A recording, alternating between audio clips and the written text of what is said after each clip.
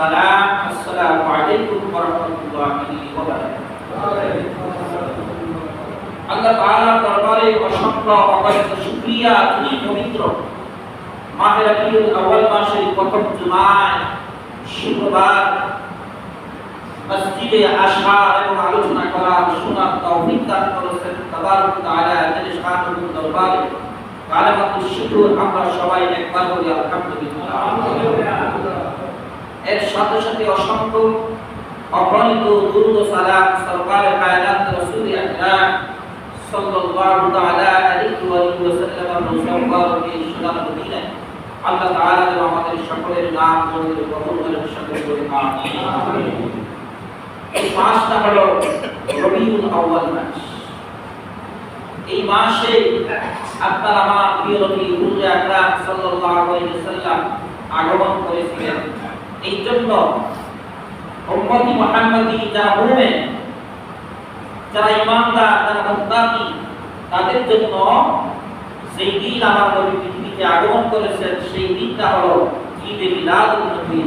সুবহানাল্লাহ। ঈদ মানে কি? খুশি। ঈদ মানে হচ্ছে খুশি।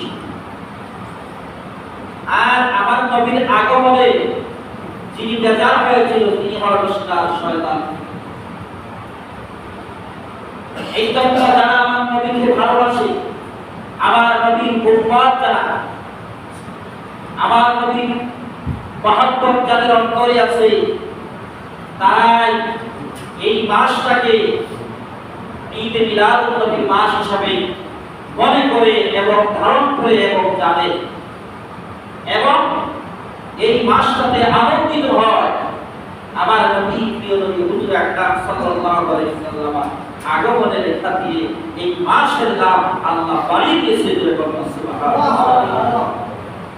এই জন্য বেশি বেশি করে এই মাসে আল্লাহ নবীর উপরে দরুদ শরীফ পড়বেন, দুরূদ ও সালাম পাঠাইবেন।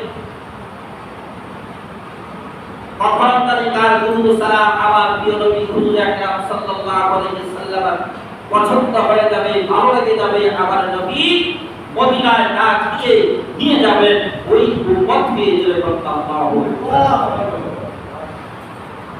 এই জন্য আমি আজকে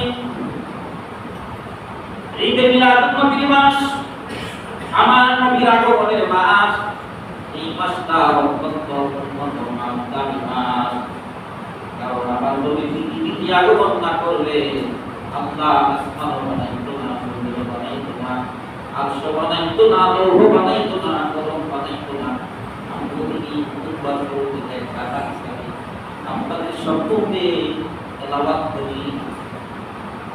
হাদিসটা হলো মান কানা নাবিয়্যান ওয়া আদামু বাইনা রূহি ওয়াল জাসাদ। এই হাদিস যত উলামায়ে কেরাম আছে, আইয়ুমায়ে কেরাম আছে, সবাই এই হাদিসটাকে সহি সনদের হাদিস হিসেবে প্রমাণ করেছে এবং স্বীকৃতি দিয়েছে। কুনতু নাবিয়্যান ওয়া আদামু বাইনা রূহি ওয়াল জাসাদ। আমার নবী প্রথম নবী ছিলেন যখন আদম নবী কোনো খবর ছিল না, অস্তিত্ব ছিল না, জাসাদ মানে কঠিন খবর ছিল না, মাটির সাথে বরাবর করত, রূহের খবর ছিল না। তখনও আপনার আমার প্রিয় নবী রাসূল আকরাম সাল্লাল্লাহু আলাইহি ওয়াসাল্লাম আল্লাহর নবী ছিলেন।